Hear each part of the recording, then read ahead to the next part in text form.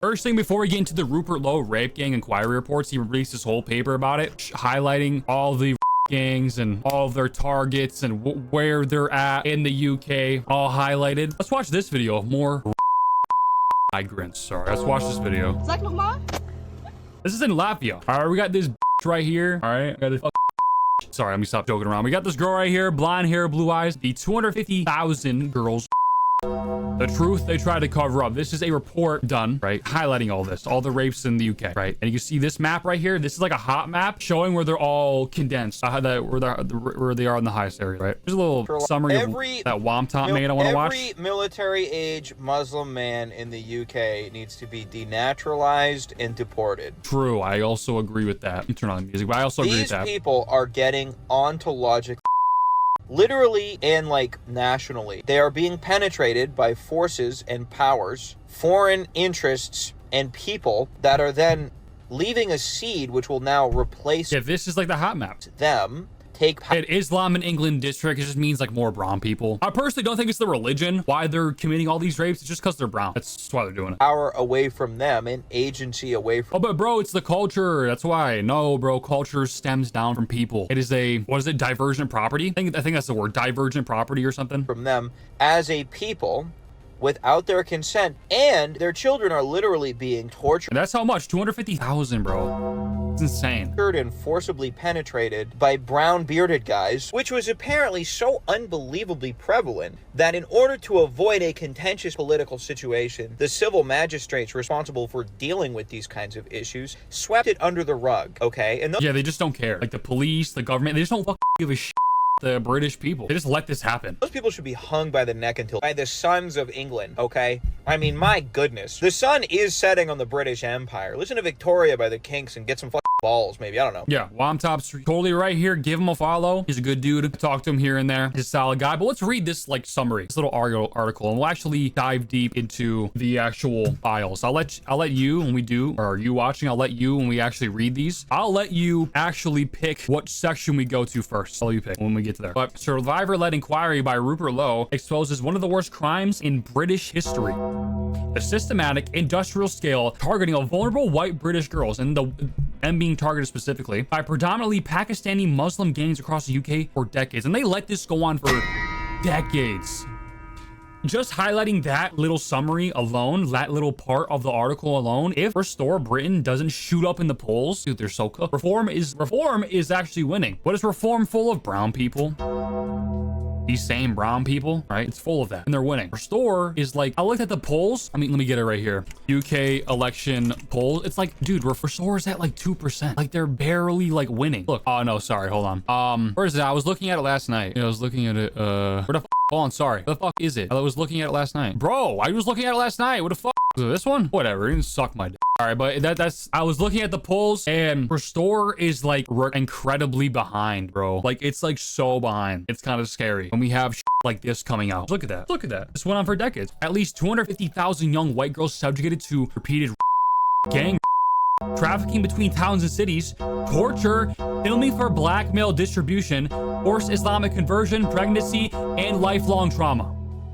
This is considered a minimum. The true number is likely higher. Keep that in mind too. The same patterns operated at least 149 local authority districts, 40% of all UK districts. Perpetrators, 87% of convicted group-based CSC offenders had Muslim names. Ain't that kind of funny? Estimates put the real figure at 95% Muslim. Networks were almost entirely Muslim men, overwhelmingly Pakistani, massively disproportionate to population share. Enabled by honor, shame, clan culture, and Islamic doctrines that treat non-Muslim girls as available property, Muslim superiority over kafar, I don't even know how to pronounce that, to non-Muslims, no fixed age of consent, and rules allowing sexual use of captive. And right, and I say I don't blame their religion because like things like religion and culture, those are divergent properties. Those do stem down from people. So when you look at a person's culture, it just says something about the people, right? That's why I say that, right? How the grooming worked. Girls as 11 years old were befriended by young Muslim men who treated them like adults, supplied alcohol, drugs, and cigarettes, which this is how a lot of people groom people, all that, right? They're collecting the taxes from school gates, care homes, and streets, taken to houses, flats, restaurants, and hotels, and repeatedly by groups of men, passed between perpetrators tortured, filmed, and told they were white trash or kuffar who deserve punishment. Many became pregnant while still children. They were impregnating literal children, and this went on for decades. Some were trafficked to the Middle East for Islamic marriage. Insane. And some of them were removed from their own country, and they just let it happen. The government, the police just let these brown people just roam and have all these grooming gangs and create all this torture porn and drug people and bring it back to their countries, basically steal them. Failure and cover up. Every pillar of the state failed catastrophically for decades. Also, I wanna say this about the people that are defending the grooming gangs, saying it's like a class issue, or it's like it's a poverty issue, or something like that. It's a systemic racism issue. Did it really cause them to an 11-year-old? Did it really cause them to do that? Systemic racism, class issues, the bourgeois. I said it right that time. Did that really cause them to an 11-year-old? Just really think in your mind. Did that really cause them to an 11-year-old? I'm poor. I'm gonna go an 11-year-old. Okay. Police ignored reports, criminalized victims instead of perpetrators, destroyed evidence, and bailed known. They bailed them. This is how bad it is. This is how well known these grooming gangs were for a long time. They bailed them. Bailed. Social services placed children in trafficking hugs instead of inside children's homes. Closed cases despite clear signs, and retaliated against whistleblowers. But people tried to come out about it. People tried to. NHS recorded genital injuries, multiple STIs in children as young as 13, and pregnancies, then discharged victims back to their abusers. Schools saw older men collecting girls at the gates and heard disclosures, yet often excluded the victims rather than protecting them. They just let it happen. Oh, it's why? Because they don't want to be called racist. That's why. They don't want to be called racist. It's like the worst thing to be called ever, right? They didn't want to be called racist, right? Right. They didn't want to be called racist. Now, let's keep going. Politicians denied knowledge, blocked or watered down inquiries, suppressed ethnicity data, so the data skewed now, if that's true, and prioritized electoral support from Muslim voting bloc and community cohesion over child protection. Feared of being called racist paralyzed action, which is what I said. Sadiq Khan repeatedly insisted that there were no grooming gangs in London. He lies. I lied. Despite the Metropolitan Police holding reports of girls being by groups of men in hotels and other locations across the capital. They try to sweep it on the rug. It's out now. It's undeniable now. The reports states that the demographic and cultural factors are clear. Perpetrators operated under an honor and shame-based clan code that treated non-Muslim girls as property available for sexual use. This was reinforced by specific Islamic ideological and legal elements, including Muslim superiority over non-believers, enmity towards non-Muslims, male superiority, absence of fixed minimum age of consent, views of female sexuality as inherently dangerous, religiously sanctioned sex slavery with non-Muslim captives, and a hierarchy that subjugates conquered non-Muslims. These ideas filtered through clannish immigrant subcultures provided justification. That's a lot. There's a lot taken. Rupert Lowe states on the forward, Britain doesn't have a racism problem. It has an immigration problem, which is true. It has a race. I mean, in general, it has a race problem. It has a race problem, right? There are certain races causing these issues. It is a race issue. It is a race problem, right? The root cause traces back to the British Nationality Act of 1948 and accelerated mass immigration under Tony Blair from 1997. That guy and his mom, combined with multiculturalism that refused to confront incompatible cultural differences. Here is the whole report. Let's get into the full report now, but that's a lot to take in, right? That's a lot to take in. Just to highlight what happened, a lot of the cases were swept under the rug and were suppressed in the media, in the data. They were covering up for these people impregnating literal 11-year-old girls and them. They were covering up for these people. They saw them come to the schools. They didn't do nothing about it because they're going to be called racist. They suppressed the data and they put it under the rug. It's out now. The British people have every single right to be this outraged 100%. And if you want to defend mass migration, now defend these people, you are literally evil. If your eyes see this data and you defend it still, you are a evil human. You are evil. Because if you read this data saying gangs of brown people were suppressed in data, cases swept under the rug, people exonerated, let out, and you say, but bro, it's not all of them. But bro, it's not all of them though. But bro, it's a class issue. But bro, it's socioeconomic factors. But bro, systemic racism. Put this systemic in your mouth and gag on it, all right?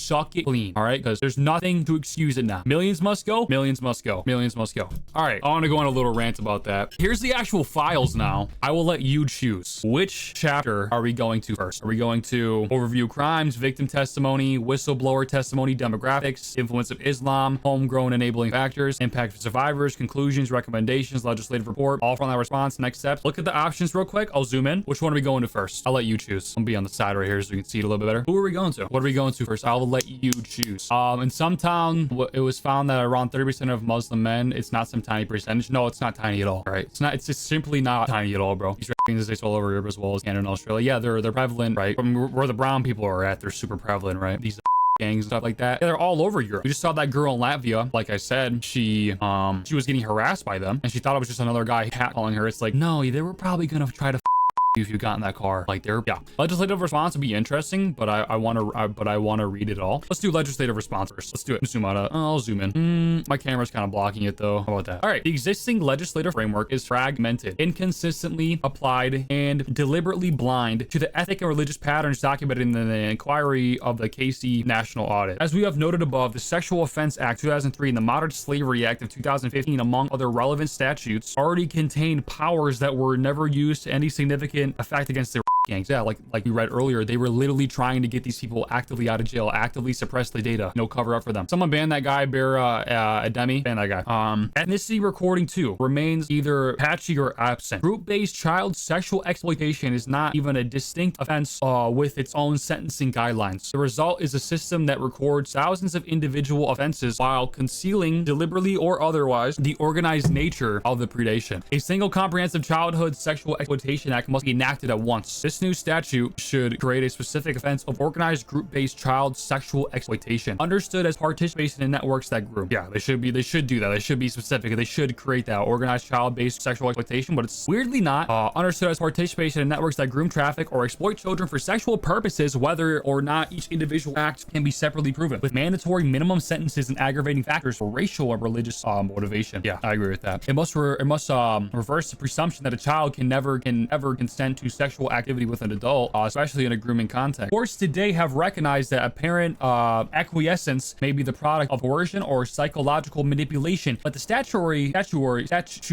formulation has not fully reflected the aspect of CSE. It is also, I must also impose a statutory duty on every relevant public attorney or authority to record and publish the ethnicity, immigration status, nationality, and religion of both victims and perpetrators in all such cases. I don't know if they have they probably have the same issue here, where people are getting wrongfully labeled as white, right? They're probably having the same thing here. They're probably labeling these people as white, or just not labeling their immigration status, nationality, race, all that at all. This would entail speedy repeal of any legislation that forbids authorities from collectively collecting relevant ethnicity and religious data. It's weird that they don't. I mean, in general, it's weird that they don't collect that, right? It's very weird. Very weird. Last of all, they must criminalize, as we shall elaborate below, any probably culpable failure or refusal on the part of public officials to act on rape gangs for fearing of inflaming community tensions, or inviting anti-racist media scrutiny. It's because like they're afraid of being called racist. I don't want to do what's right because I'm afraid of being called racist. I'm afraid of community tensions. It's like, your feelings, bro. Your feelings. Who gives a shit about that? Right? It should build upon existing principles concerning misconduct in public office, but provide clearer and more enforceable standards. Parliament should mandate enhanced sentencing for offenses committed as part of organized networks, including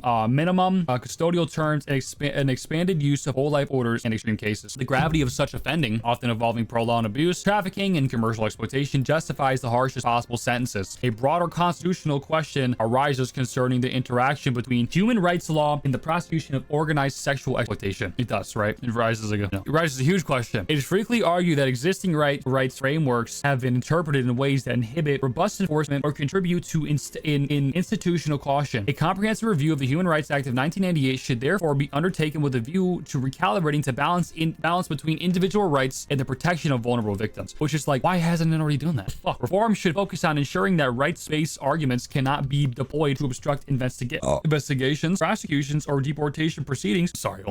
Involving serious sexual offending. Indeed, it is probably preferable to repeal the Human Rights Act of 1998 and to allow it to continue in its current form. It needs to be reenacted. It's really not working. They were clearly trying to appeal to a certain crowd by not doing what's right and serving justice. It definitely needs to be. It needs a different one. We need it to be reformed, right? The Equality Act of 2010 is not repealed altogether. Should never be applied to criminal justice. If not repealed altogether, should never be applied to criminal justice in safeguarding contexts. Anti-discrimination principles must not operate as a deterrent to the identification of risk patterns or the enforcement of criminal law. Short of full repeal, and at the very least, legislative amendment should clarify that equality protections can neither be invoked to shield criminal conduct nor to restrict lawful investigation practices based on evidence-led risk assessment. And if I was in the UK, I would vote for this. Human rights as well as religious rights in the West was never supposed to cover Muslims, which is It's terrible. They're literally giving certain races and certain religions like a pass. So they're like, oh, you can go in and do that. These need to be reformed. Restore Britain. Preventative mechanisms must be significantly expanded to address the evolving nature of child sexual exploitation and organized grooming networks. At present, the criminal justice system remains heavily reactive, intervening most decisively only after serious offenses have already occurred and victims have suffered lasting harm. Is this a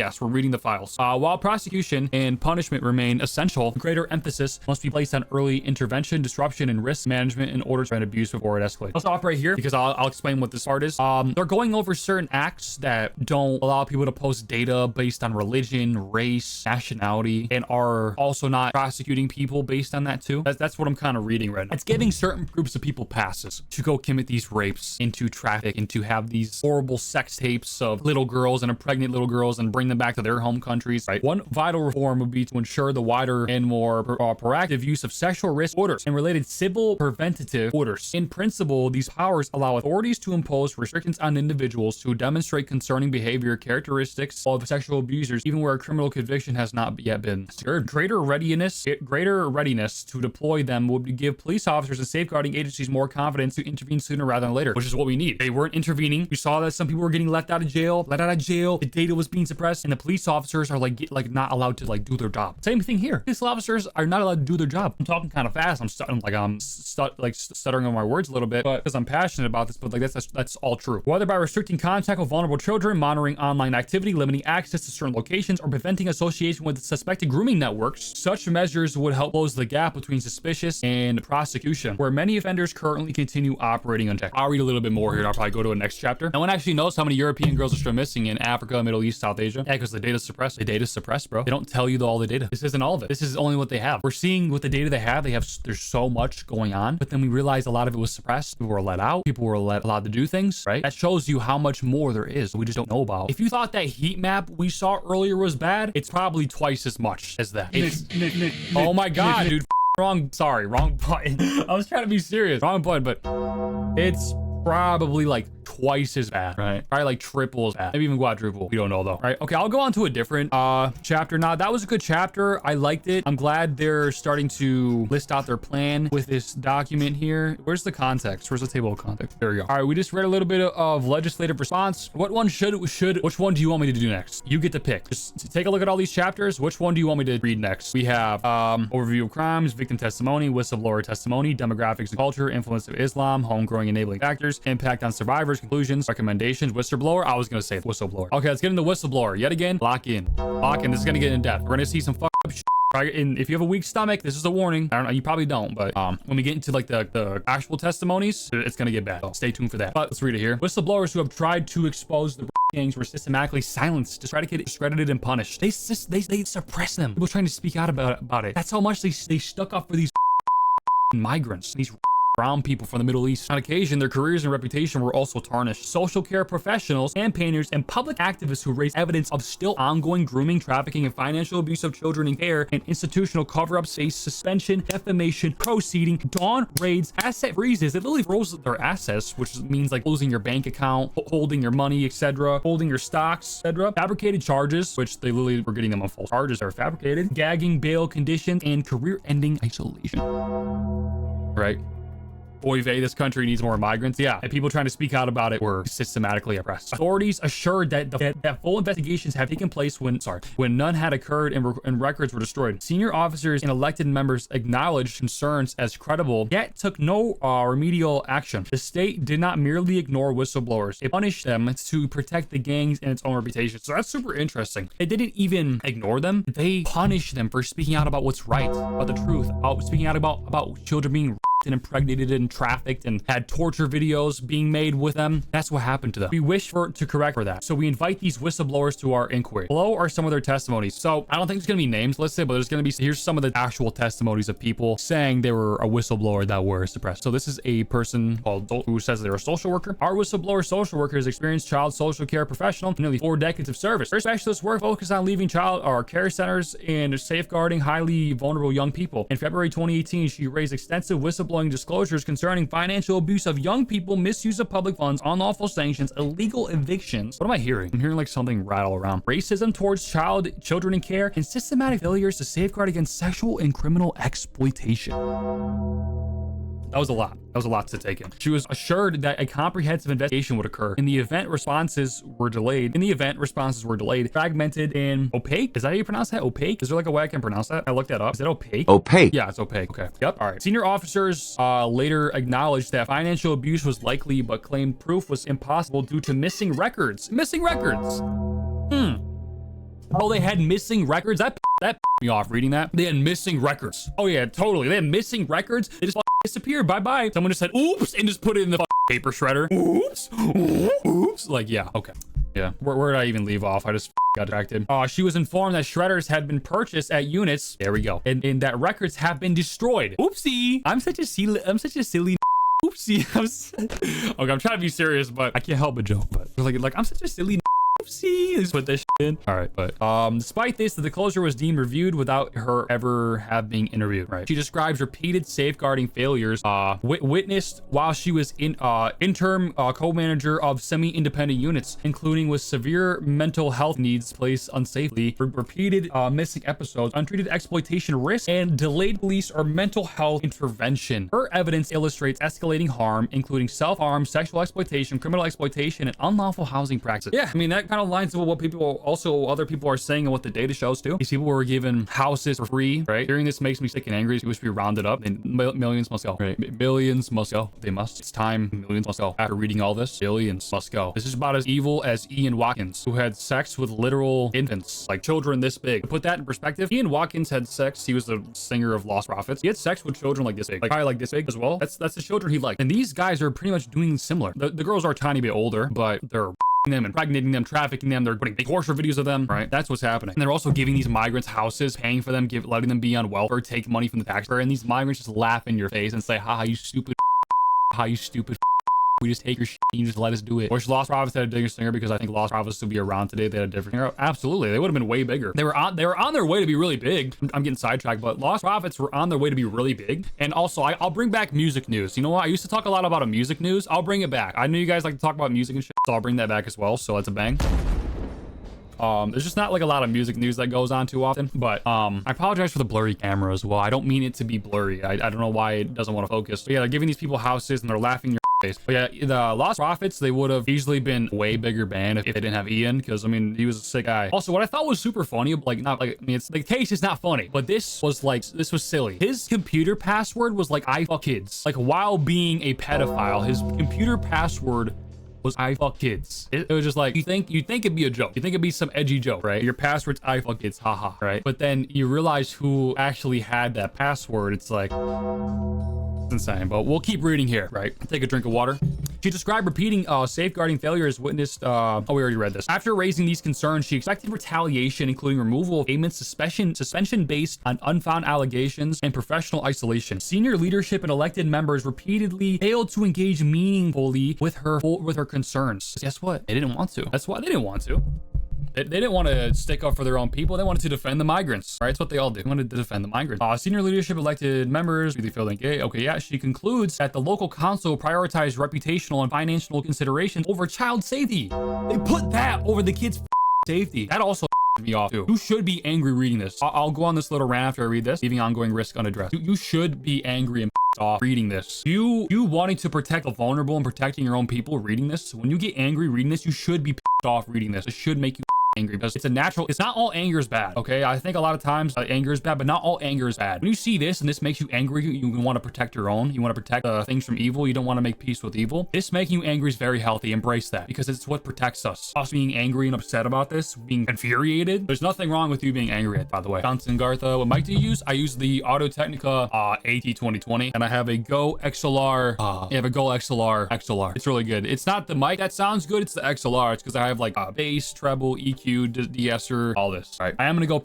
real quick before we continue to read. If you need to refill anything, go ahead. We're gonna be here for probably another 30 minutes to an hour reading this stuff. I know it's long, but you need to understand what these gangs are doing in the UK. These brown gangs. It's important for you to know this, and let's get. And we need to get full knowledge of how the government suppressed these things and suppressed the people speaking out about it. I will be right back. Have you guys seen some of the individual accounts? I have. We're gonna read those later. Okay, let's read the next testimonial. Caven Vines, I think that's how, or Caven Vines, however you pronounce it. Caven compiled multi-agency records from 2003. So he's been in this for a minute. 2003. I'm glad people. Also, I'm glad that people. I'm sure the people who have been in this game for a long time, longer than me. I've been involved in the far right since like late 2022. I'm sure the people that have been here like 2003, 2016 and up, they're so happy to see the change that's actually happening. There's actually being done now. People are actually starting to realize the truth. But these showed that police councils and MPs knew about organized grooming by Pakistani Muslim gangs years before any public admission. Vines engaged the national media and provided evidence to senior officials. He states that one of the interviews in which he partook, namely with Sky News, was misrepresented, which led to defamation proceedings that rendered him bankrupt and ruined much of his life. So he tried to, I'm assuming he partook in defamation cases against them, but then he went bankrupt. So he alleges perjury by MPs and a failure by police to investigate it, right? Because yet again, they're told not to investigate these things. They're told to suppress these things. They're told to let these people off, right? All that. The pattern demonstrates that early whistleblowing on institutional awareness preceded retaliation rather than protection for victims. Now, I don't know what Rotherham is, but he's apparently this. He's a Rotherham campaigner. And then we got Tommy Robinson. And like, I got my bone to pick with Tommy Robinson. I will still read this, but I got my bone to pick with Tommy Robinson because he simps for the people that stabbed Henry Nowak.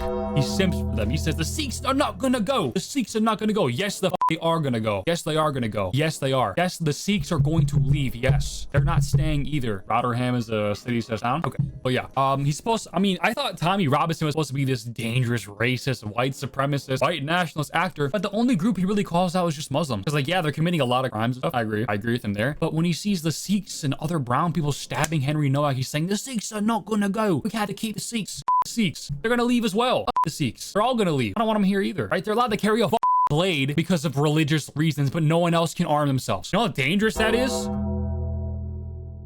In what world does your religion cause you have a weapon on you at all times? Like in what world does someone living where you have to have a weapon on you the whole time? Like what? Especially when you're living in civilized society. In what world?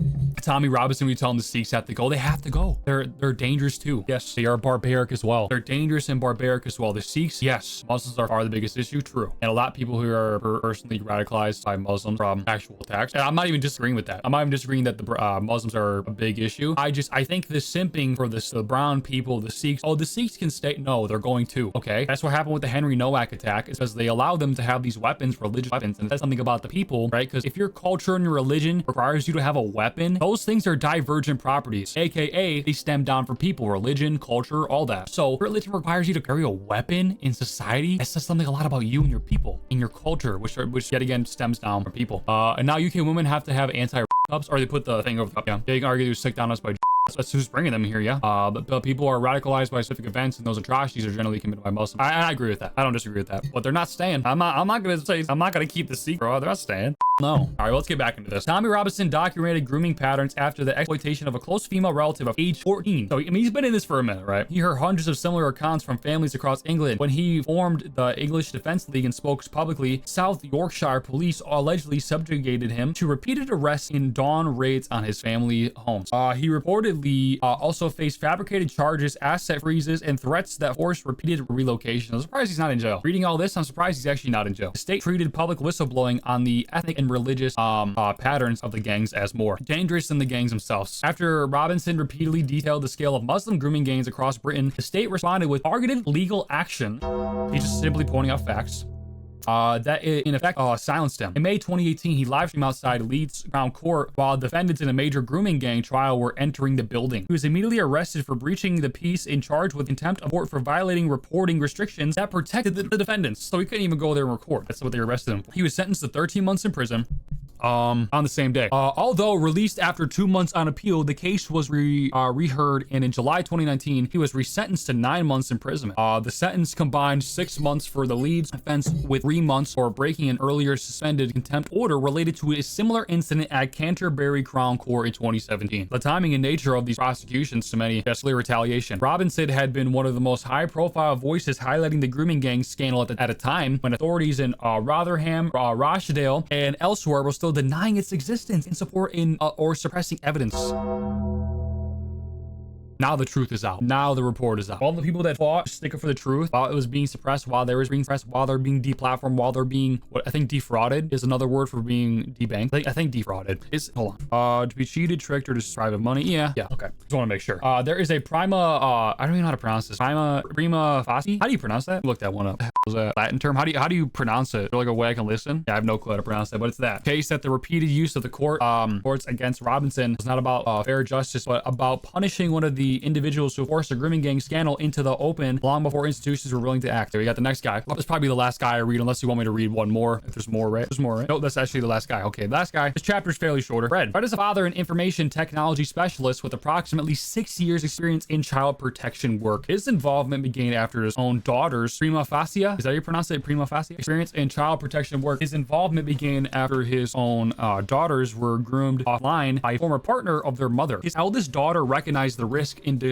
disclosed the situation, enabling Fred to intervene promptly and protect his children. This experience prompted him to join an online child protection team. For around 2 years, Fred worked as a decoy, posing as a child online, just doing the Chris Hansen right? To identify adults seeking to groom and sexually exploit children. He was exposed to highly disturbing sexual communications, which had a severe psychological impact and eventually led him to step back from decoy duties. Yeah, I mean, I would be too, right? Because guess what? You know what they're probably doing? They're sending them child porn. They're sending them disgusting messages about how they love having sex kids and all this crazy shit. So it kind of reminds me of like the 911 operator. They're gonna need to take a step back to hear all this just wild right? Leveraging his professional background, Fred shifted his focus to developing tools for digital tracking, perpetrator identification, and forensic evidence gathering. His work is designed to produce court-ready evidence. He has collaborated with multiple British child protection teams and interfaced with various police forces, including specialist online child protection units. To date, Fred has assisted in the identification, tracking, reporting of nearly 1,300 suspected child sexual predators. These cases have resulted in arrests, prosecutions, and convictions. At least 4 cases involved attempted child trafficking. 4. I think 4 is a little too much, bro. He has also identified and provided technical data leading to the shutdown of approximately 30 deep web servers hosting large volumes of child sexual abuse material, which is good because that's where it lingers. The deep web, the CP and all that, cheese pizza, all lingers in the deep web. So it's good. Fred has observed that many federal offenders are repeat perpetrators, with some convicted multiple times. In his view, rehabilitation is ineffective, and I 100% agree with that. I tell people all the time, rehabilitation is not worth it. Sex offenders, they don't need to be out on the street, okay? Once they're convicted, they're done. They don't need to be out on the street. They don't, okay? Rapists, they don't need to be out on the street again. There's no point. I don't give a shit about, oh, but they need a second chance. You see where the second chance, give them a second chance, just be nice, be empathy, have empathy. You see where that's gotten us? It's gotten us this. It's gotten us to here now. See that? Right.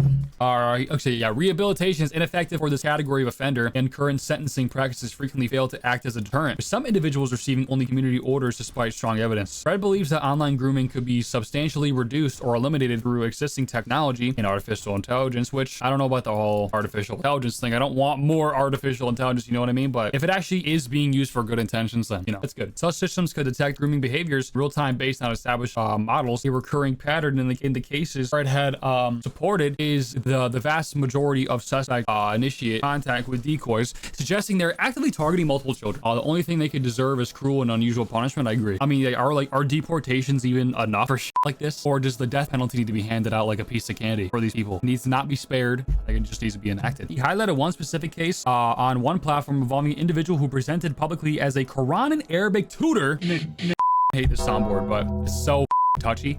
Or it's not touchy at all, but a Quran and Arabic tutor linked to a mosque and teaching century at 2 universities. Extensive digital evidence, including chat logs, IP data, and local information, was submitted to the police. Despite this, individual appeared to leave Britain shortly after, later resurfacing in this country and abroad while the investigation remained open. Fred expressed concern about the lack of apparent action in the case despite strong evidence, and noted subsequent cyber attack on his system originating from the Middle East. All right. Fred has faced direct personal threats, including a life threat from a serious repeat offender with prior convictions for abduction, torture, and Fred provided this testimonial to highlight the scale of online grooming technological opportunities for prevention and systematic gaps that allow perpetrators to keep offending. And a lot of these people are Muslim or brown. I mean brown by saying Muslim, right? Because obviously there's white Muslims. Okay, I'm not denying that. Right. I mean brown. right? This is the next chapter, but we'll go back to the context. That was testimonials. So we read impact on survivors, and we read the testimonials, victim testimony. What's next? I'll let you choose the chat. What are we gonna read next? There's a lot. I do want to get, for the last thing we read, I want to no, we did whistleblower. Sorry, not victim. For the last thing, I do want to go victim testimony, because there's just one thing I saw earlier that was just like so disgusting that the police did, and it's like so disgusting that the police like did it. Right, there's one more. There's like, oh, I do want to go over that, but what am I going to choose next? It is getting about 2 hours in the stream. We've already spent about an hour, I think, on the paper. If you want, if you're watching, I could just move right over to the victim testimony. You don't want to read anything else unless you want to read something else, right? But what are we going to do? Okay. Overview of crimes, victim testimony. We already did whistleblower, demographics and culture, the influence of Islam. Actually, wait, we should just go to executive summary to victim testimonies. Okay, let's do that. Inquiry examined the systematic targeting of vulnerable girls overwhelmingly white British are predominantly okay. Well, we already kind of read this in the summary. There are already many pages between those chapters, but we already kind of read this. So I'm gonna scroll. Gangs have exploited children systematically. Yeah, I think we already read this too in the Twitter article. I think this is more in depth though. The independent chair of the Center of Excellence for Children's Care and Protection, Alexis J, has identified the 1970s as the decade when immigrant gangs first began torturing or tormenting the girls of Britain. However, the British newspaper archive reveals that the first recorded case of specifically Pakistani gang dates back to 1955. That's how long this has been going on. When 4 Bradford-based Pakistanis were charged with a 15-year-old girl from Middlesbrough, or whatever how you pronounce it. This was soon after former colonial subjects from some continental as much as the Caribbean became eligible to enter the United Kingdom in non-trivial numbers under the British Nationality Act of 1948. What began as singular in the small-scale instances became systematic and industrial over time. So they really grew. I mean, as more immigrants come, and more of these gangs will grow, and they'll recruit more people. Obviously, right? These horrific crimes have only escalated in recent decades, especially following Tony Blair's 1997. Okay, we read this briefly. With the greater numbers, perpetrators built organized networks and transported victims between towns and cities, past girls. In each of these areas, some tactics were used. Girls as young as what is that in Roman numerals? I think it's 11. Were targeted with gifts, alcohol. Okay, we already read this one as well. Read this in the summary as well. The intelligence and still failed to protect the country's children. The evidence established that a national scandal of repeated trafficking, torture, pregnancy, forced Islamic. We already read this well. We read a lot of this earlier. So what is this? Are these like incidents of criminal activities listed in the report are drawn from court records, official and unofficial inquiries across the country, witnesses' testimonies provided the inquiry. They confirmed that this was a series of isolated local failures. It was coordinated nationwide pattern of organized child sexual exploitation. They're repeated in town after town, city after city, far north. Same ethnic religious profile of the perpetrators was documented throughout almost all of the witnesses who contacted the inquiry. Scale of gangs, epidemic across Britain, 250. Okay, already read that. It's directly from the House of Lords by Lord Pearson of Rannoch or Renosh, whatever how you pronounce that. Do the government accept that if we extrapolate nationally, the J report on Rotherham and other reports from Telford and Oxford, there appeared to have upward of 250,000 young white girls in the century, very large by Muslim men, usually several times a day. He added that this number is probably an underestimate. That's like the fact that this is probably just like scratching the surface. Like, think about that. This number, 250,000 young girls in the past century, this is probably just scratching it. It was probably twice as much because we know data was suppressed now. That's confirmed now. We know in this report that data was heavily suppressed. People were let out. People turned the other cheek. People ignored. There's tons of unreported cases too. It's probably more like the millions of girls that were millions. That's probably how much, right? In the millions. My throat is getting so dry. I have to drink some water. All right. Extrapolation now is greater support due to further data has been collected, derived from scaling the patterns documented in major inquiries. Rotherham, at least 14,000 girls abused between 1997 and 2013, with some updated estimates exceeding this. So there's some that's even more, saying that's even more than this. Perpetrators were overwhelmingly Pakistani Muslim men. Telford inquiry, more than 1,000 children over the decades, again, was the same perpetrator profile. The national footprint, the grooming gangs have been confirmed in dozens of towns and cities. Our independent inquiry led by Rupert Lowe has heard evidence demonstrating coordinated operations extending to all corners of the country. At least 149 local authority districts in the Rotherham. Telford scale is applied across the documented national distribution and multiplied by the extreme underreporting factor by official reviews. Total reaches 250,000. Threshold is bare minimum. Here's that map. Here's the hot map. Gangs operate / have operated in at least 149 local authority districts across the UK. And a vast overwhelming majority of these are brown men, Muslim men. Just look at this. Look at this hot map. It shows you how bad the crimes are. It shows you how bad it actually is and how much of it actually is. And you know what? You know what the worst thing about this map is? It's probably, in reality, it's probably more red in more areas, or more, it's probably like a lot of these areas probably way more red because a lot of these cases are getting suppressed, unreported, all of that. People are getting let off. It's probably way more. Just let that sink in for a second. This map is probably more red. It's probably way more red than you think. Probably way more. Just take that into perspective. These people that came into their country, into the UK, right? All right, let's go to the victim testimonies. It's been about 2 hours. I'll probably wrap it up and I'll probably read one more thing after this. Definitely way more. Invasive parasitic predators, they need to go. And realistically, the people doing the rapings need to be getting the death penalty, because we shouldn't be tolerating this. We shouldn't be giving these people housing, money, welfare. We should be deporting people and then executing with lawfully, right, the criminals. Death penalty. All right, victim testimony. Let's get into it. It's gonna get really graphic. So yet again, if you're eating, this is a warning. If you have a weak stomach, this is a warning. Gonna be a lot of stuff and you off and gonna make you very upset and very grossed out. So Chloe, throughout her early childhood, Chloe was popular at school, performed well academically, and enjoyed an active social life. Although her parents separated when she was young, she described her early upbringing as relatively stable. Following the separation, full custody of Chloe and as her older brother was awarded to their father by his alcoholism. Okay, so her brother took custody. Her mother, and on the other hand, was often absent from her life and became homeless following the separation. Chloe recalls a generally secure and supportive home environment under the care of her father. However, sorry, I got to get a drink of water. Following his sudden death just before her 10th birthday, she moved in with her mother and her mother's new boyfriend, a man described as a pedophile by whom she was sexually abused. Chloe's mother caught her husband assaulting Chloe on many occasions, but did little to stop it. When I talk about whites having suicidal empathy, it's suicidal empathy. This is suicidal empathy. As long as you don't do it again, this is suicidal empathy, especially from women. Women have the highest level of suicidal empathy, the worst. So that's why they're targeted the most with leftist propaganda and liberal propaganda, right? On one occasion, Chloe's mother caught her husband in the shower with Chloe and insisted on intervening. He closed the door and walked out. At this time, Chloe was 10 years old. The abuse soon escalated to Chloe's stepfather supplied her with alcohol and cigarettes to keep her quiet, quote unquote, sick, and she began smoking cannabis around the same time. Chloe started taunting. I have not heard of some of these words. These British people. Beans and toast, Truant. Truanting? Truant. How do I pronounce the full thing? Truanting? And spending time in the local town center with a friend unsupervised. She describes groups of Muslim men, primarily Pakistanis, age 20 to over 50, showing them attention, including wolf whistling and buying them alcohol. So like basically catcalling. Right. Hey, you 15, come here and Truanting? Okay. Is that how you do it? Truanting? Oh, truanting or truanting? It's probably truanting. Many were taxi drivers who could take the girls into their cars and drive them around the town. At this stage, there was no sexual abuse, and although the men's behavior was really inappropriate, Chloe and her friend then in their final years of primary school enjoyed being treated like adults. And that's just like, when I do talk about the suicidal empathy of the woman, this is it right here. Like, this is like, they glorified this. They're like, yeah, I mean, they're young too. So like, they don't know any better, right? Like 10 years old, getting alcohol and cigarettes. If any 10-year-old getting alcohol and cigarettes, like, yeah, like, you know, I don't understand what's going on. The grooming soon intensified.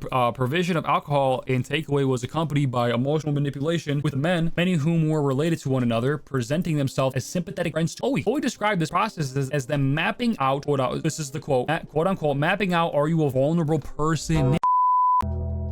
Are you serious? Physical contact, including kisses and massages, became increasingly common. Meanwhile, the abuse by her stepfather at home worsened, and her mother was all but absent as guardian. At this time, Chloe had an adult and uncle who lived nearby, and she often sought refuge with them. She had spent holidays with them during her earlier childhood and felt that she could trust them. On one occasion, she had visited them while taunting before returning home and spending the day there while her mother and stepfather were at work. To Chloe's surprise, her uncle arrived at her house unannounced an hour later, and she invited him inside. After a brief conversation, Chloe's uncle sexually assaulted her, and okay, there we go, my soundboard. Chloe resisted and relented and left. She told her mother about the assault, and her mother reported to the police. Police accused Chloe of lying. They defended these people, and no further action was taken. Until this incident, she was regarded her uncle as one of the best people in her life. Afterwards, there was no adults left that Chloe could confide in or seek support from. Oh, sorry, I had to yawn. Increasingly isolated, she became more deeply involved with the groups of Muslim men she encountered in the town center. One evening, Chloe's friend suggested that they would travel to a nearby town where what the fuck's up with the girl's family? Exactly. Like, what is up with this? Like, where one of the men had a hotel room. They were picked up by the man who was drunk and under the influence of drugs and taken to the hotel. When they arrived, hotel staff saw them but did not intervene. In the room, the girls were given a potent strain of cannabis, okay, which left Chloe and 11 absolutely smashed. So got super high, right? Chloe's friend was taken to another room by a group of men, and Chloe was groped by men who remained. Chloe resisted and he hit her.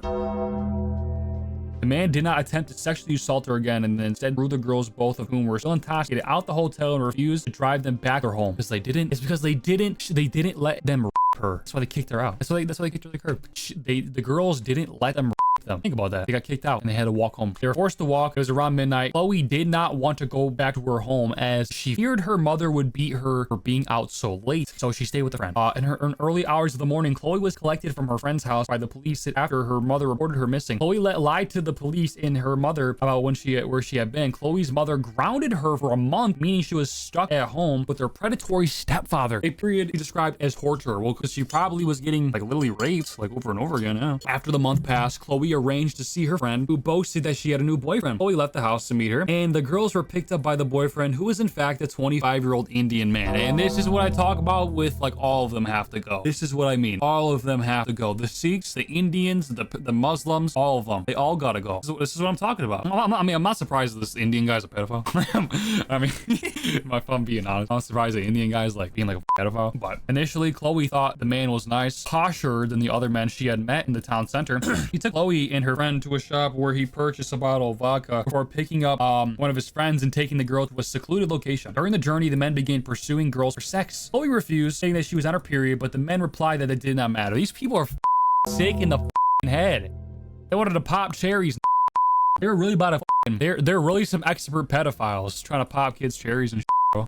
Right? Night was falling when they arrived, and the boyfriend took Chloe's friend out of the car, leaving Chloe alone with the other man. He proceeded to her in the back seat. The incident took place in 2003. In 2022, Chloe took the two men to court, but neither were found guilty, and they let him off.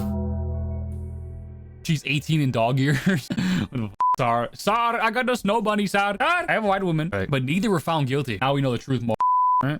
From this moment, Chloe's life spiraled. At 12 years old, she began drinking heavily, smoking large amounts of cannabis, and taking harder drugs, including ecstasy, which is a love drug. It's like love drug, kind of. Anything to block it out of her mind. She would drink before school just to get through the day, and her attendance dropped significantly. She and her friend would spend school hours in the town center walking around until nobody picked them up in a car, or somebody picked them up in a car. Somebody bought them alcohol, or somebody gave them drugs. There were times when Chloe would be missing for up to 3 days, during which times she was passed between taxis, drug abuse, and in every case, perpetrators were Muslim and primarily Pakistan. I'm not shocked, right? She called me a slur, so I can't read that out loud. I can't. Yo, I'm gonna have to cut that out the video, but like, yo, I'm gonna post this, right? I'm gonna post this on YouTube. Oh my God. Okay. On one occasion, Chloe was abducted by an abuser who was driving drunk and taken to a graveyard. He gave Chloe, still 12 years old, the whiskey before forcing himself on her and her. Yeah, I mean, they're gonna get away with it. They're gonna keep doing it over and over again. He withdrew before ejaculation and forced the empty whiskey bottle into Chloe's vagina. Oh, let's run that back. Hold on. Let's run that back. Hold on.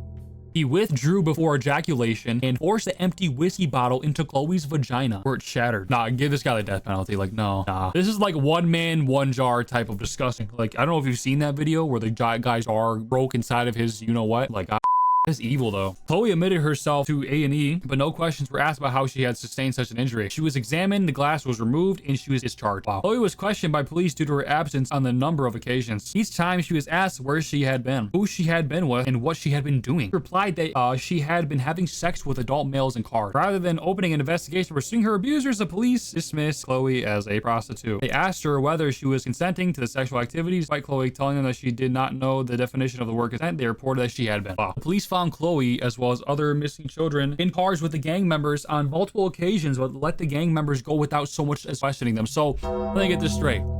There was missing people. You found them in cars of migrants and you just let them go. You basically stuck up for them and let them go. Really? Missing person report. Oh, you're the missing person? Oh, you're a migrant. Bye-bye. Yeah, okay. On one occasion, Chloe was in town center and it was identified as a missing child by a police officer who questioned where she had been. Chloe told this police officer about the full extent of the abuse, and the response of the police officer was that nothing could be done, and Chloe was let to go. Nothing. Said, oh, nothing can be done. I'm just gonna let these people are citizens. Like, what? In response to her truancy and deteriorating behavior, the school regularly placed Chloe in isolation and compelled her to attend additional after-school classes every day. This did little to improve her emotional state, and she continued to spend time with her friend and her friend's new boyfriend. Yeah, this just shows the police don't give a fuck about you. When I say the police, I'm not saying the police because I'm a shit who wants to. Oh yeah, we should just do whatever we want. Classless, stateless society. Yeah. No, I'm not an anarchist. Government. No, I say this because it's like this. They won't protect the people that literally live in the country. They won't protect the native stock. They won't protect the native stock. They will defend the foreigners. They will stick with the foreigners, even when the foreigners are guilty and clearly doing things wrong. This is why I say cop. This is why I say that. They went on for a number of years. The boyfriend would supply the girls with alcohol and drugs, as well as introducing them to his friends, who were exclusively South Asian men. We all know what that means. On one occasion, he took the girls to his place of work, a textiles factory, where he Chloe. Wrong button. Wrong button again.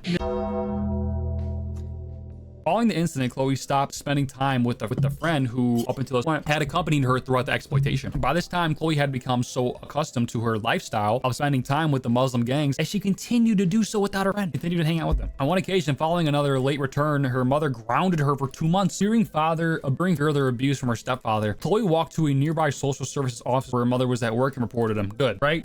Chloe was interviewed by the social workers about the abuse, after which her mother and stepfather were arrested and questioned. Both denied that the abuse had taken place and were released without charge. So they got away with it. So she did report them, which is the good thing, right? She could have done that earlier, but I'm glad she did. But they just let her off. They let the people off. Let them off. Wow. Chloe made further appeals to social services and was eventually removed from the house and placed in foster care. She lived with a couple who cared for several other foster children and thought that she found them snobby and judgmental. Found some semblance of stability with them, but it did not last long. She was still living in the same town. So when she was in the town center, as often did both alone with the foster carers, the Muslim gangs would recognize and target her.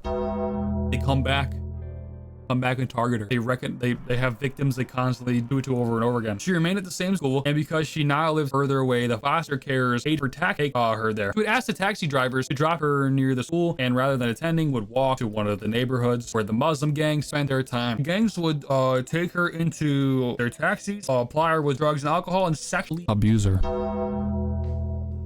Around the age of 13, Chloe disclosed to social services that she was being sexually abused by gangs of Muslim men. In response, social services did not intervene. Rather, talk to Chloe about contraception and sexual health. I'm being let me tell you about condoms and birth control and sexual health. It's like, what the fuck? That's your response? Here's how to safely get like what? What the fuck? Here's how to safely get like what? Here's how you safely get like what the fuck? Like, one social worker started regularly taking Chloe to sexual health clinic where she was diagnosed with chlamydia in her throat. Oh, it's so gross. And vagina, gonorrhea, genital warts, and pelvic inflammatory disease. When I talk about no race mixing, bro, this is the shit what I mean. All right, because guess what? If she's fucking brown guys, black guys, this is what comes with that, right? Neither the social workers nor the clinic staff questioned or reported this. The police were aware of Chloe's activities, but instead of targeting those responsible for her abuse, they routinely failed to question them, let alone pursue further action. When Chloe was found in cars and houses with them, Chloe was soon moved to a different foster placement with a far more protective career or care. On one occasion, a gang came into the foster home searching for Chloe, and the carer fought them in the street and protected her. Around the time Chloe turned 13, a social worker approached her about her ongoing sexual exploitation. This was one of the first times this had happened, and Chloe was relieved that her abuse was finally being addressed. Well, good. However, rather than offering a solution, the social worker instead told Chloe that the producers of Myrtle were looking. I'll look this one up too. So proper. We're looking for a young actress to play a victim of a child's sexual exploitation. That was your response, bro. It's like, hey, I've been sexually abused. You want to play in this play where you're also going to be acting like you're being sexually abused? Like, what? Okay. And asked whether she would be interested in auditioning for the role given her experience. Following this exchange, Chloe was upset, angry, in a state of disbelief. Rather, ran away from the foster home, and after being abducted by a Muslim gang, was missing for 6 months. Over this period, she was trafficked across the length and breadth of Britain, and was taken to house after house and was and abused by guys after guy. Men who abused her paid money to the gang, and treated her as little more than a commodity. She was reported missing, and her photograph was shown on TV. Her abusers were marked on this. Hear that girl off the TV that's missing. Wow. But her whereabouts were never reported to the police. Chloe described a cycle of grooming games, rape, drug and abuse, alcohol abuse. This went on until eventually she was located by the police. They don't even do anything though. That's the thing. It's like, yeah, she gets found by the police, but they don't do anything. Just let it happen. When the police found her, she was in a car with a South Asian Muslim man. The man was let go without charge, and she was returned to her mother's house. Chloe's relationship with her mother had completely broken down to this point. She had continued to run away, and her psychological state deteriorated further. Following another period of grooming and sexual exploitation by a Muslim gang, Chloe was taken into police custody and transferred to a secure unit at a child's home. Hopefully the story gets better. I hope this makes the story better. She describes the home being like a prison. Okay, it doesn't. Okay, it doesn't get better. Okay. All right. Every aspect of her life was controlled and surveillance or surveilled, and she was routinely subjected to bodily examinations, including full cavity searches. Chloe found the experience highly traumatic. She remained there for 9 months, by which time she was almost 15. Social services determined that she was well enough to be released, and she was placed in foster care, not far where she had been living from. Chloe described the new carers as a positive and encouraging presence in her life. Hey, good. I'm glad to see it's like, okay, good. All right, get good. I'm glad to see that. I'm trying to get the mic closer, but I don't want it to get in the shot of the camera. So give me a second here. I want to get the mic closer, but I don't want to get in the shot of the camera. I just zoom in, just lean back a little bit. Yeah, I'll probably just do that. All right. And in spite of her proximity to the sites and her abuse and exploitation, Chloe found stability and security living with them. She enrolled into a full-time hairdressing and beauty course, which is good, you know, in nearby college. And for the next 2 years, Chloe described her life as fantastic. Good. All right, with some positive news. That's good. Positive news. As Chloe approached her 18th birthday, social services notified her that foster care would end soon. They identified a house for her, and after parting ways with her carer, she moved in and got a retail job to support herself. Despite having little experience taking care of herself, Chloe's life remained generally stable through the period. Eventually, Chloe reestablished contact with her friend who she had been abused with as a young child. She invited her over to her house, and when she arrived, she was accompanied by a group of Muslim men. Wow, okay, yeah. Okay, let me guess what's gonna happen. All of them who were Chloe's past abusers, all of whom remembered Chloe from the past abuse. Immediately, Chloe's life was thrown back into chaos. Men refused to leave, and Chloe's words, it was no longer my quiet little house. It was their house. They smashed windows, kicked in doors, left the house in absolute wreck, and sexually abused Chloe. One of the men, a previous abuser, pinned her down, pulled her trousers down, and sat on her face, orally her as her own sofa on her own sofa as the rest of the gang watched. What the Yeah. Okay. Yeah, that's weird. Okay. I'm gonna get some water real quick. I'm gonna take a little intermission because this is a long read. So I've been trying to tell people they're not human. Dude, immigrants, brown people is not human. It's not buggy, bro. All right, but I'm gonna get some water real quick. We're gonna continue. Yet again, lock in. Yeah, like I said, there's gonna be a lot to know, a lot to learn, a lot to read, right? And I'll be right back. All right.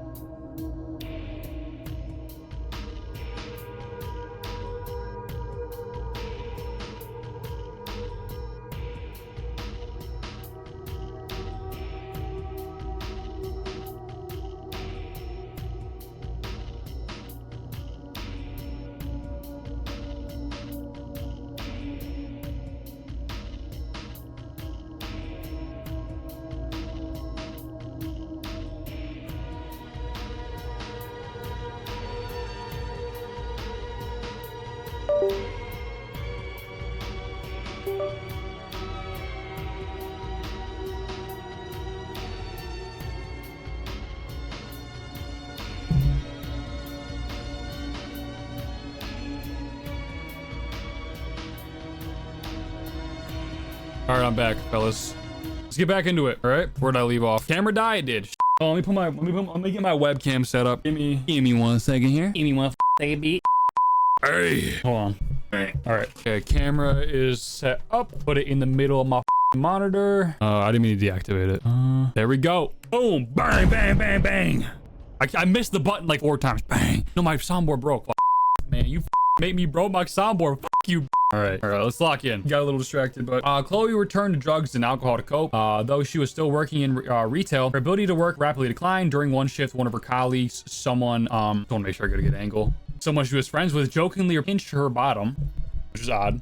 Chloe, traumatized by the years of abuse, punched him in the face in the middle of the shop. She was brought before management and tried to argue her case, but was fired. She was fired for that, even though she was assaulted. She was the one assaulted. Weird. Left with no income, Chloe spiraled further. The Muslim gang was still occupying her house, and with nowhere else to go and no ability to remove them, she remained there with them. They routinely drugged, abused, and her, including with objects, including soft drink cans, keys, and a baseball bat. Oh my god. Bro, get these people the death penalty. What the fuck? Before long, they started to pay her bills to consolidate their presence in her home. On a number of occasions, they brought young children to Chloe's house to abuse them. Chloe recalls a number of occasions when boys under the age of 18 from the Muslim community were pressured and bullied by their older friends or relatives into her.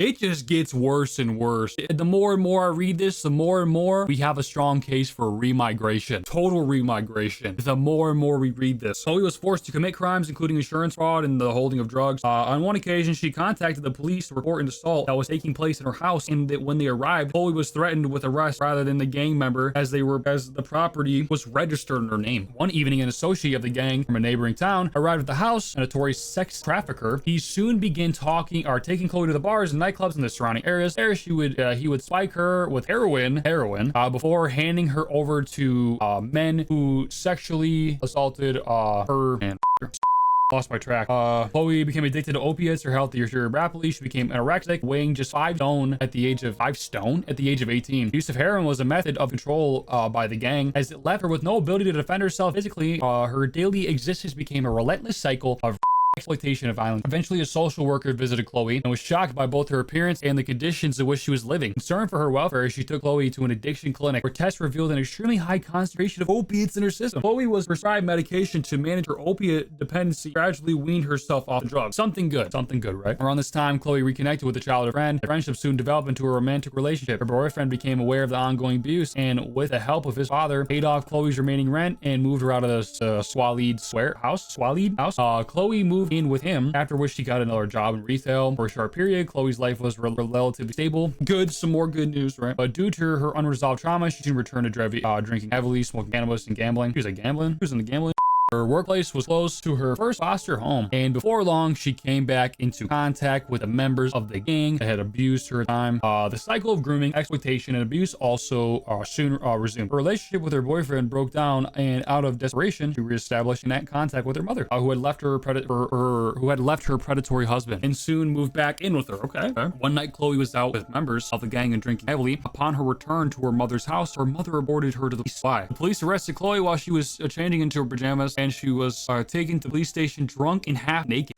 Right, 5 stone is roughly 70 pounds. Okay, I should know that. She was kept in a cell until 2 a.m. the following morning, at which point she was released. They did not provide her with any clothes and transportation back to her mother's house. She tried to contact her ex-boyfriend, but he did not respond. Chloe, then 19, was left stranded. Why did her boyfriend not respond? That's what I'm curious about. I thought her boyfriend was like a more positive impact. She wandered around the neighborhood for several hours before encountering a gang member who had previously abused her. Cold and desperate, she got into his car. Oh god. And for the following weeks, was trafficked across the country. Eventually, Chloe identified a new house to move into. Despite their dysfunctional relationship, her mother agreed to sign the rental agreement as Chloe's guarantor. I think that's how you pronounce that. As Chloe, and without income, knew she would not be able to afford the rent. After she moved in, she became aware of the fact that she was the only white British person in her neighborhood. That's like a recipe for disaster. When you realize you're the only white person in the neighborhood, that's like such a recipe for disaster, bro. It's such a disaster. Eventually, after she moved in, only white British person. Every other resident was South Asian. That's Indian. Right. She went back to the Muslim due to her brainwashing. But her boyfriend, she cheated on him. He can't be blamed for not trying to. She went back to the Muslim due to brainwashing, but her boyfriend, she cheated on her. I thought she was right. I know she went back to the guy's car, which was stupid. Okay, that was right, but yeah, I wouldn't even, I don't know. But where was I at when yeah, Stanley Arabia, she started doing drugs again and went back to them. Yeah, it's because she was walking alone cold at night, and she saw one of them, and she had nowhere, and she was stranded. Eventually Chloe identified a new house. And that was a stupid move. I'll say that. That wasn't very smart of her. Yeah, you get stranded and stuff, and you got no clothes, and you got nowhere else to go. But getting in the car of your rapist, like, you know, what's that psychological phenomenon where you get attached to your rapist? What is that called? There's like a thing in psychology where people get attached to like their abuser. It's super evil, but like a real thing. What was that? I forgot that was called. It's like I don't remember, but she wandered Stockholm syndrome. Thank you. Yeah, there's like, yeah, I had Stockholm syndrome or something. Who knows? I mean, who knows, right? But she ran around the neighborhood for several hours before encountering a gang member who had previously abused. Oh yeah, I just already read that. Eventually, Chloe identified a new house to move into. As a result, the gang discovered where she was living. Once again, treated her house as if it was their own. The cycle of abuse continued, and Chloe's emotional state deteriorated significantly. Chloe was taken to a hospital after a suicide attempt, and while there, she discovered that she was pregnant. They impregnated her. Stockholm syndrome, I think. Yeah, it's Stockholm. The father of a child, a Pakistani Muslim illegal immigrant, moved into Chloe's home. Illegal too. He's illegal. Not even legal, by the way. Chloe was subsequently coerced into converting to Islam and forced into marriage. Dude, it just gets worse. Like, it just gets worse and worse. We got forced marriage. We got forced pregnancy now. Like, it just gets so bad. Both to legitimize the pregnancy in the eyes of her abuser and to assist him in securing a visa. It's so evil. Girl impregnating her and then using her to get a visa by doing forced marriage. Chloe's behavior became tightly controlled. She was forced to wear her hijab. She was prohibited from looking out the window of her home. And if she misbehaved in the eyes of her husband, he would beat her black and blue. Something that happened every day. Chloe's child was born with multiple health problems, including a defective kidney due to the deteriorated condition of Chloe's womb as a result of the sexual abuse. Nevertheless, becoming a mother gave Chloe renewed determination to get her life back on track. She reported the father of her child to the police after he assaulted the child. Oh my god. It just gets worse. And he was removed from the property. He stopped taking drugs. She was focused.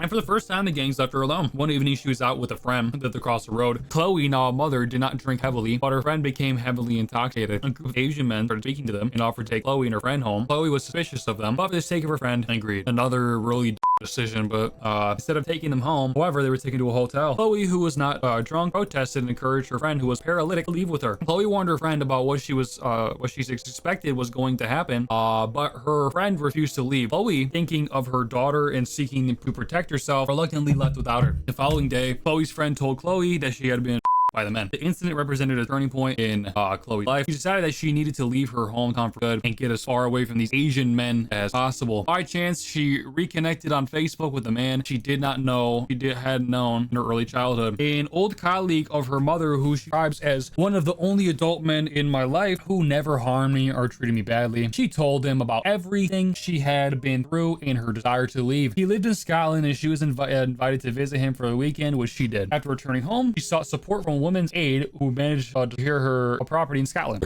Ooh, sorry, I had to burp. Also, my throat is getting so dry. No matter how much water I drank, my throat is getting so dry. All this talking, I've been talking for like almost 2 hours straight, but nothing but her daughter in a small bag. Left her hometown, leaving a lifetime of abuse and exploitation behind. Moved to Scotland, where she resides to this day. Made some horrible decisions, but when you get destroyed like this from early age, good decisions can't be really respected. Well, yeah, exactly right. I don't on her too much. Exactly right. And that's why I bring up like Stockholm syndrome, because like people get attached to their abusers and stuff like that. So it's a real thing. They never wanted to be abused. I mean, right? Everyone was like asking for it. So man, I don't really get too mad at them. With nothing but her daughter in a small bag, she left her town, leaving a lifetime of abuse and exploitation behind, and moved to Scotland, where she resides to this day. Chloe personally knows at least 20 or other girls from her area who were predated on by the Muslim gangs who abused her. The pattern was always the same: grooming, drugging, trafficking, abuse, and okay, same. Furthermore, Chloe describes being taken into the mosque where imams would describe non-Muslims as infidels. Describe them as infidels, okay? And preach out white women who dress inappropriately for free game. What the f? That sounds like a joke, you know what I mean? Doesn't that literally sound like a joke? White women who dress inappropriately or free game. Doesn't that like sound like a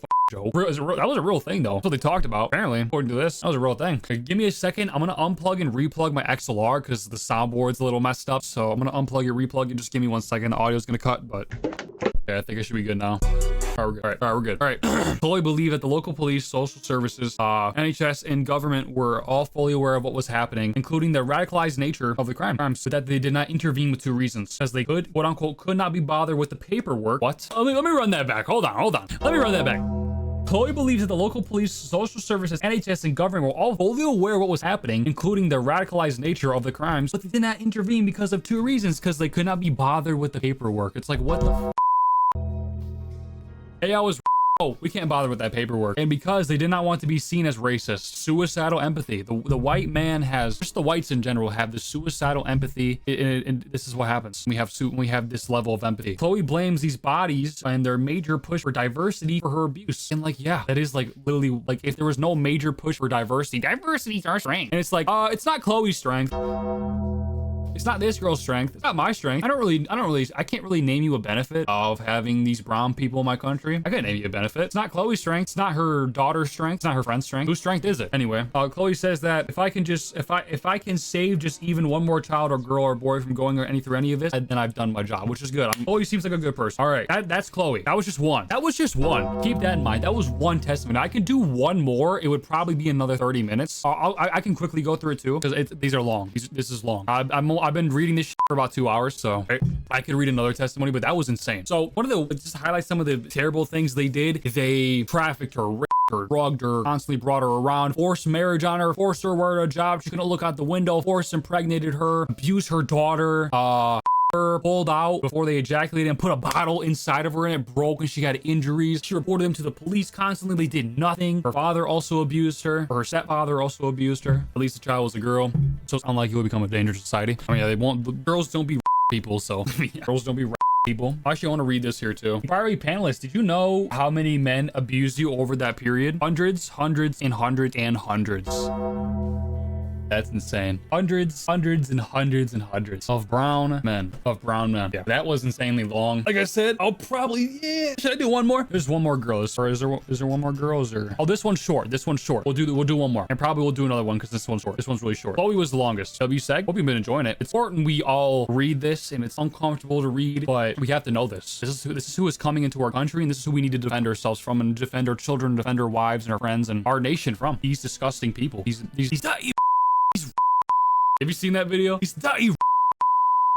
All right, next we got Fiona. This one's shorter, so yet again, lock in, get your food, get your snacks, get your water, get your whatever, get your drinks. Fiona grew up in a highly abusive household marked by domestic violence, severe emotional abuse, and repeated suicide attempts by her mother, which Fiona witnessed. Despite exceptional academic ability, she developed serious mental health difficulties, self-harm behaviors, and suicidal ideation from a young age. After escalating abuse and failed disclosures, Fiona entered care at about 13. She was placed in a children's home that had already been identified as high risk for sexual exploitation in a television documentary prior to her arrival. Inadequate supervision meant she was missing repeatedly. At 13, she was groomed by adult Pakistani men, whom she estimates were aged between 24 and 45. Grooming began with affection and alcohol, quickly progressing to drug dependency, threats, and trafficking. Everyone should be forced to read some of these so they see the results of thorough migration. Exactly. This is why I'm forcing this down your throat. I know this probably not, I don't know my viewer count. It's probably not a high viewer count in stream, and that's fine. The people who are watching, the people who are understanding, this is the results of multiculturalism, migration from non-white countries. This is the result, and you need to understand this. From the next time you think to yourself, but this one's the good one, but this guy's the good one, but this group's the good group, just take this into mind, right?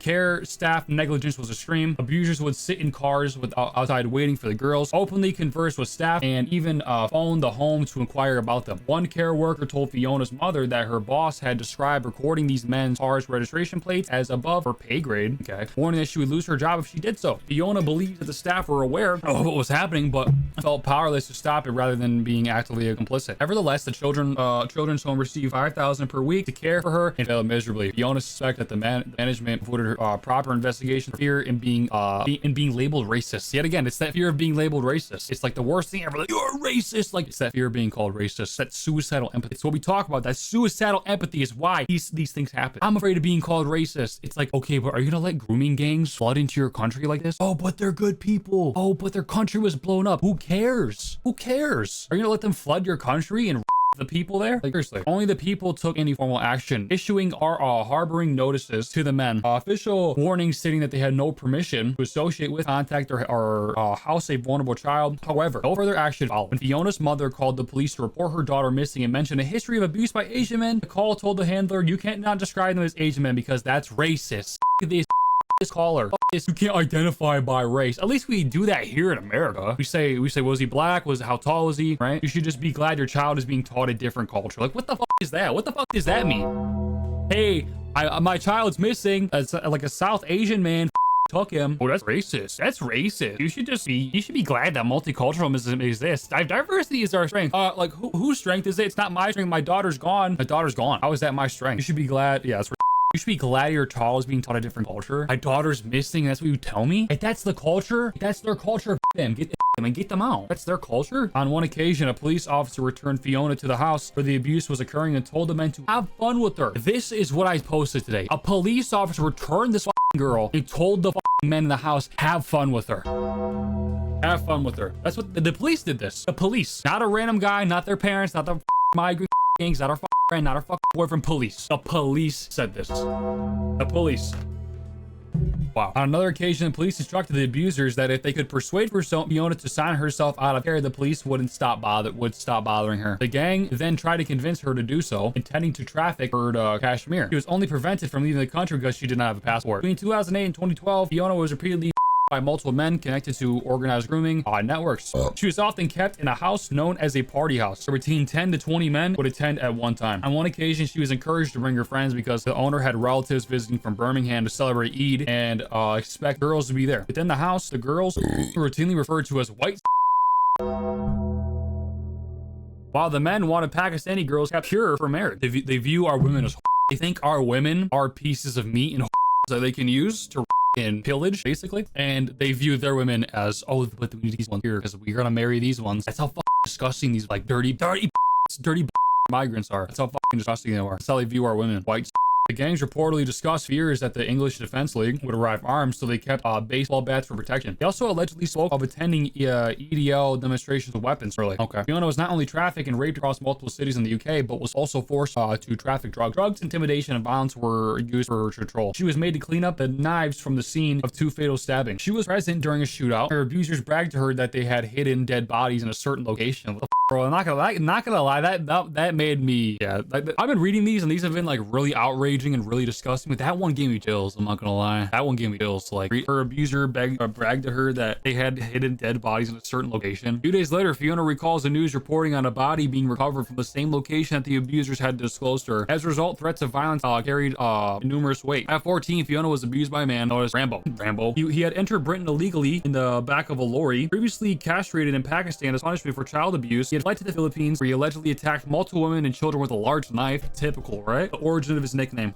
Rambo was locked in a room with 2 girls and subjugated them to extreme sexual torture. This case illustrated that in some instances, sexual abuse of children was driven more by humiliation and control than by sexual gratification. At 15, Fiona became pregnant. While in a mixed sex care home, her son was later removed and adopted due to ongoing exploitation risk. Yet Fiona herself was left in the same dangerous environment. The abuse continued into her adulthood and only stopped when she turned 18, leaving her with profound physical and psychological trauma, including PTSD, substance dependency, and long-term health damage.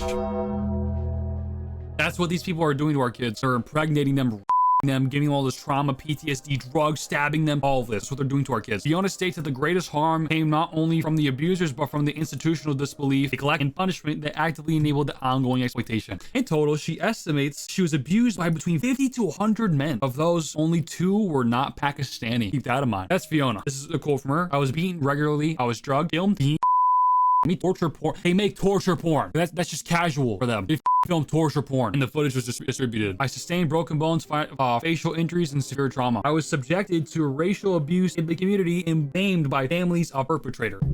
Michelle's also quite short, so I might as well get into Michelle. But also, I gotta say, prayers for these women and prayers for their families and their friends all involved and stuff like that, because it's just disgusting. They will film, torture these girls. They're 13, they're 11, they're probably even younger than that, and they'll sell it, and they'll traffic them, they'll force them into marriage and having kids and all this. And they'll call them all their white. They're trash. Our women have to stay pure for marriage, but these are trash. Let's get into Michelle, though. Michelle was physically abused in childhood by her mother and stepfather. Her mother had multiple partners throughout Michelle's childhood, many of whom also abused her, some sexually. She believes this early experience created an association between abuse and love, leaving her particularly vulnerable. From the age of 13, she was groomed by 3 adult Pakistani brothers who supplied her with alcohol, cigarettes, and drugs. And this is a common occurrence. The drugging. That's the common occurrence. They drug. They give you stuff to get your trust and to drug you to make you vulnerable, right? She was while intoxicated, including one occasion where she was taken upstairs while her sister tried to intervene. Because of her upbringing, she thought this was totally normal, that they were her boyfriends and that they loved her. She would go missing for extended periods and was subjected to repeated daily sexual abuse. The perpetrators would collect her from schools, her home, and public places using threats of violence to coerce her and control her. She's about 13 this time, right? At age 14, she was gang beaten by 3 men who locked her in a house. She was left covered in cuts and bruises, which alerted a friend. The friend told her own mother, and who then contacted Michelle's mother. The police were called, and they claimed there was little they could do without no evidence. They said there's no evidence. They said there was little to no evidence. So they needed more evidence. We need more evidence. One of the gang members later forced Michelle to go to the police station with her to retract her statement. The police accepted him as her appropriate adult. But a role normally reserved for a parent, close family member, or social worker, or a trained professional. The investigation was subsequently dropped. They dropped it. Keep that in mind. They dropped it. We're almost done. One of Michelle's friends who lived in the care home would collected directly outside by the same gang. Parish staff would call the police, but officers reportedly referred to girls as prostitutes. This is our own people, by the way, saying they're prostitutes. These little girls are about 13, 14 years old, despite them being children. Both social services and the police, Michelle says, failed to understand the situation and believed the girls were engaging in the activity by choice. As a result, little was done to intervene. When she was abducted and went missing, no one came looking for her. Let me scroll down so you can see the text more. A social worker once told her that at age 14, she would be allowed to live with her 30-year-old boyfriend as long as they did not share a room. A social worker once told her that at age 14, she was allowed to live with her 30-year-old boyfriend as long as they did not share a room. The fact the social worker thought that was normal, 30-year-old dating a 14-year-old, like just now, like they just hit puberty at that age. And this is a person who's grown, middle-aged. It's disgusting. It's sick. It's wicked. Like it truly is. And they just turn a blind eye to it. Like, oh, it's just as long as you don't get a room. It's like you didn't bat an eye when you heard 30-year-old boyfriend from a 14-year-old. Anyway, Michelle was in bin sheds, threatened with a knife, and forced into sex with multiple men waiting in cars. That's what I'm telling you. That's why I showed you that video of the cars, of the men in the car in Latvia, because that's what they do. They get you in the car like, hey, we got some alcohol, we got cigarettes, we got drugs. Hey, come on, you sexy girl. Get you in the car, and they pull you somewhere, knife to throw. You put bottles inside you, like, yeah. He was drugged, beaten, burned with cigarettes, locked in rooms, and passed between men. An amusement arcade was used as a front for drug dealing and the sexual exploitation of children. She became pregnant 4 times as a child as a result of 4 times at 14 years old. 4 times. Leading to miscarriages, 1 abortion, and one surviving child. And these kids didn't even survive. Of her abusers, the she states 98% of them were Pakistani Muslim. A common occurrence. A common occurrence. It's another brown guy. It's another brown guy. If not, they were Iraqi, Muslim, or Kurdish. So I don't even think one white guy did anything. If 98% of them are Pakistani Muslim and the outliers are Iraqi Muslim or Kurdish, I don't think there was even one white guy. Michelle believes that these gangs have remained untouchable because authorities fear being labeled racist. Another common occurrence, another pattern we're seeing here. It seems like people are afraid of being called racist. This word holds so much power over everyone that they will turn a blind eye to 14-year-olds dating 30-year-olds, them getting trafficked, groomed, cigarettes burnt on them, abused with drugs, forced pregnancy because of this one word, R-A-C-I-S-E, racist. He describes an extensive network of abusers operating across the entire country, calling it industrial in scale. It functions as a larger central network with smaller connected groups in specific localities. Michelle claims she was by between 600 and 700 different men over the course of 3 years. Just 3 years. She now lives with severe PTSD and lifelong trauma, describing both her childhood and her future as destroyed. That's the 3rd victim. Inquiry panelists. What would you say the main issue was? Michelle, I don't think they cared much about us. They didn't want to open the can of worms because it's a religion thing. I'd probably say 98% of them are Pakistani Muslim. If not, they're Iraqi or Kurdish. Was because of the yeah, they bring them here. They need to be held accountable too. They bring these people here. I'm assuming it looks similar in England. Probably 6, 7. Oh, I said 6, 7. Okay, yeah. There's more. Okay, there's more. Oh my God, there's so much more. Oh my God. Look, holy shit, there's more. Dude, that one's long. Holy shit. Wow. How many victims came forward? Wow. Holy shit. We only read 3, by the way. We read 3. Okay, that's the last one. That's like 12 people, right? That was like 12 victims that came forward. And they all pretty much said similar things too. They were trafficked. They were all brown. They were illegal. They forced them into marriage, pregnancy, hijab, forced them into sex, made abuse films, made films, torture porn films, all of that. It's a lot. Well, if you do want to, I'm not going to read the rest of it. I'm probably going to wrap up stream here in a second. If you do want to read the rest of it, I read that for about 2 hours. That was just I only highlighted about 3 parts of the paper, of the whole report. I probably only read about a quarter of it. And you saw how much disgusting and vile and despicable behavior was highlighted in it. Send me the link. I will put it in Discord and I'll put it in my Telegram. I just put it in the Telegram. Okay. I'm going to put it in the Discord now. That's the whole report. This is the Rave Game Require report. There's an account depicted to this on Xbox. Dedicated. Okay, cool. I'll have to look at that more. Wait, actually, before I go, what is it called? Let me look at it. What is it called? Let me look at that. I actually want to look at that. Oh, the Rave Require. That's the paper. Let me see if there's an account. Oh, I just found it. This is it, right? There's still time to ask your MP to attend today's gang inquiry. This is it? Okay, I'm gonna give it a follow. Inquiry debate. A inquiry debate is taking place in Westminster Hall next Monday. Rupert Lowe. I follow Rupert. He's a good man. Here's another one of the victim testimonies. Inquiry panelists. You said around 100 men. What races were they? Mainly Pakistani. Were there any white men? No. Do they ever speak about religion? Yeah, loads of time. They used to like tell me things about the good angel and bad angel that I've been like kind of possessed, and they got to punish me to get badness out of me. That's why they have to me and do all these things to me and get the badness out of me. I've got to be punished. Yeah, and it was just a kind of stuff like that. The words they say to you, you are Gora, like white trash and white skin. That's one of the testimonies we didn't even read. Other raping survivor. I heard the police officers radio go, and I heard them say that they were taking my daughter to Muhammad's brother's address. I begged them not to take them there. This is the mother saying the police are taking their daughter to the was like, they're the people that are doing this to her. You cannot take her there. They're gonna kill her, because I did believe that they were going to, and they didn't listen to me. They did take her there, and like I said, she was abused by Muhammad. There's so much more. There's so much more. What the fuck? It was all of the white girls in every home that I went to, and I mean, I've seen girls locked. I remember a man opening the back of a van, and I saw maybe 15 to 20 girls locked in dog cages. That's like that